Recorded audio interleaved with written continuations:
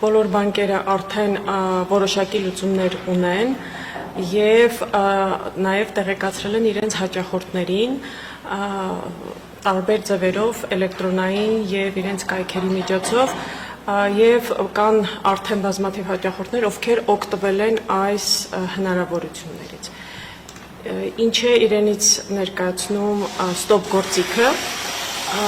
յուրաքանչյուր մարդ, ով օգտվում է որևէ բանկի վճարանի հաշվարկային կազմակերպության կամ վարկային կազմակերպության թվային հավելվածից,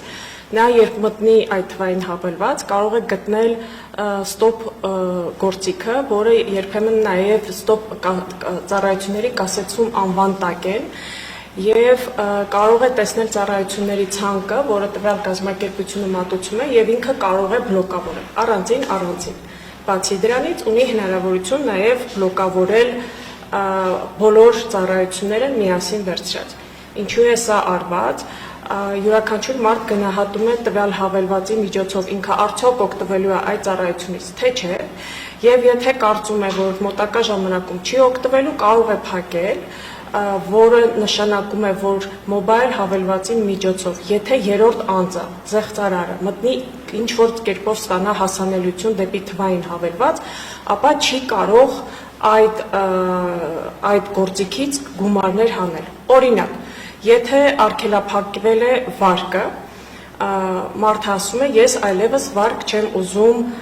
ստանալ թվային հավելվածով, եւ զեղծարարը մտել է թվային հավելված, փորձում է վարկ ստանալ, որպեսզի այդ գումարը դուրս ստանի, ինքը չի կարողանալու այդ գործողությունը անի։ Եթե մարդը արգելափակել է իր ավանդը, դա նշանակում է զեղծարարը, եթե հասանելիություն ունենա թվային հավելվածի, ինքը չի կարողանա ավանդից ելք անի։ Եթե փոխանցումները փակվել է, այսինքն երրորդ անձին փոխանցումների գործարքը փակված է, ապա զեղծարարը այլևս երրորդ անձի փոխանցում չի կարողանա անել, հետևաբար այսքանով սահմանափակվում է զեղծարարության ռիսկը։ Արդյոք անվերանում է ոչ, միայն վերանում է այն դեպքում, երբ բլոկավորում եք ողջ հավելվածը, բոլոր գործարքները, բայց դա նշանակում է չեք օգտագործում, հա, մենք օգտագործում ենք մեր թվային հավելվածները եւ նպատակն է հնարավորինս նվազեցնել կորուստները, զրոյականի հասցնել այս գործիքը թույլ չի տա մեզ։ Այս գործարքների որ թվարկեցիք, վարկ, ավանդ, փոխանցում, ուրիշ ինչ տարբերակներ ունենք հնարավորություններ։ Այլ անձանց կատարվող փոխանցումներն ու վճարումները, քարտից քարտ փոխանցումները, առցանց քարտային գնումներն ու վճարումները, հավելվածով կանխիկացման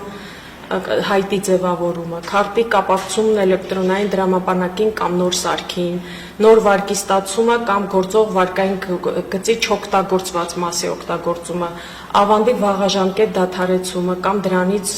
գումարի հեռավար ելքագրումը, նոր հաշվի բացումը կամ նոր վճարային քարտի թողարկումը։ Սրանք նվազագույն ծառայություններն են, բանկերը կարող են եւ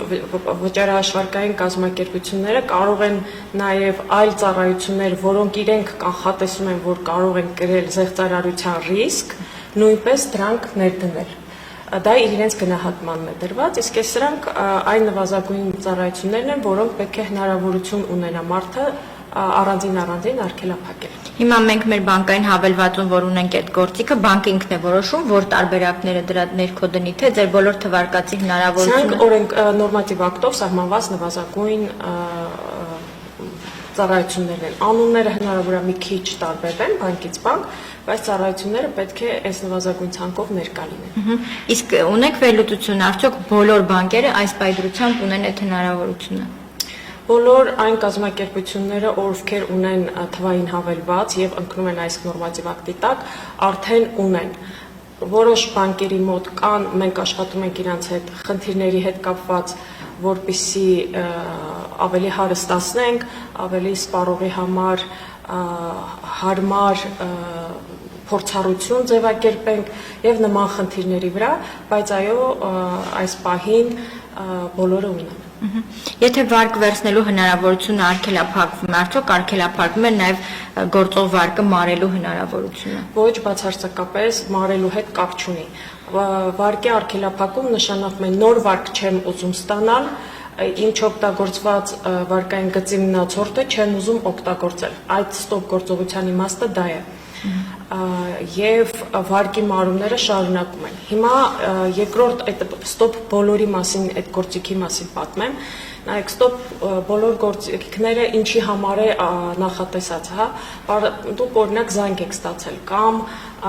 հասկացաք, որ զեղծարարին հնարավոր է հասանելի են դարձել ձեր թվային հավելվածի տվյալները։ Դուք չգիտեք դեռևս այդպես է թե չէ, բայց կասկածներ ունեք։ Եվ եթե նման իրավիճակ է, ստոպ բոլորով դուք փակում եք ձեր բոլոր գործարքները հավելվածի միջոցով։ Հետո դիմում եք բանկ եւ սկսում եք պարզաբանել ինչ է տեղ ունեցել, երբ է տեղ ունեցել բանկ։ Այսինքն ստոպ բոլոր գործարքները գործիքը ուղղված է նրան, որ հնարավորինս արագ արձագանքեք կասկածելի իրավիճակին։ Այսինքն եթե այն ռիսկը կա, որպեսզի չզանգենք բանկ, շտապենք այս կողմ այն կողմ, միանգամից արգելափակեք։ Այո, դուք կարող եք նաև զանգել բանկ եւ ասել, խնդրում եմ արգելափակեք իմ բոլորը, եւ կարող եք այցելել բանկ, բայց ամենաարագը որպես կանոն մարդի ձեռքուղի տակ լինում է իր թվային հավելվածը եւ սա ամենաարագն է։ Արագությունը զեղծարարության դեպքում ամենակրիտիկական գործոնն է, որովհետեւ արագության հաշվին հնարավոր է սահմանափակել կորուստները։ Եթե օրինակ արդեն վարկը ստացել է զեղծարարը ձեր անունից, մտել է թվային հավելված եւ ելք է անում, իսկ ելք անում են մաս-մաս, քանի որ բանկերը նույնպես պաշտպանիչ շերտեր են դրել, ապա արագության հաշվին կամ չի հասցնի դուրս անել, կամ քիչ դուրս կհասցնի անել, հա։ Իսկ հիմա վերադառնամ ձեր հարցին, եթե փակում եք բոլոր գործարքները, այդ դեպքում պետք է դիմեք բանկ, որ հասկանաք մարումը կարաք այդ մոբայլ հավելվածով անեք, թե չէ։ Միայն այդ դեպքում, բայց դա այն ճգնաժամային իրավիճակն է, երբ փակում եք բոլոր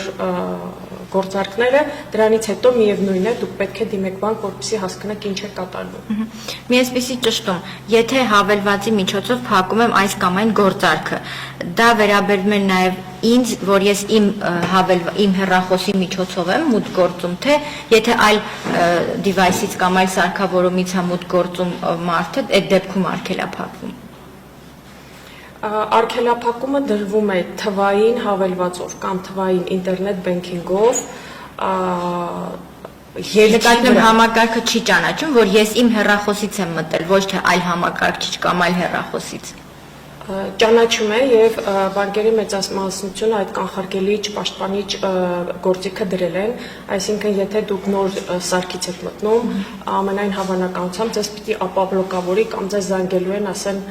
ձեզ նույնականացնեն, նոր թույլ տան, որ մտնեք համակարգ։ Բայց